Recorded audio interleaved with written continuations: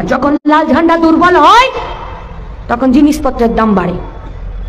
যখন লাল ঝান্ডা দুর্বল হয় তখন আজকে এখানে সমাবেশ করার জন্য কেউ বলতে পারে না যে কুমুদ বা মীনাক্ষী বা মল্লিকা 2 বছরের জন্য জেল হয়ে যাবে, কারণ আইন করছে দেশের সরকার ওই ধরনের।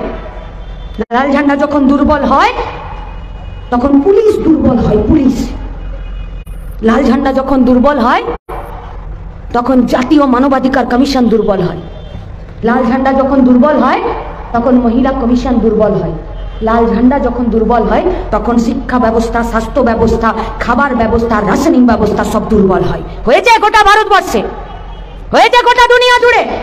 বিশ্বমন্দা চলছে, নতুন করে কোনো কারখানা ফ্যাক্টরি নেই।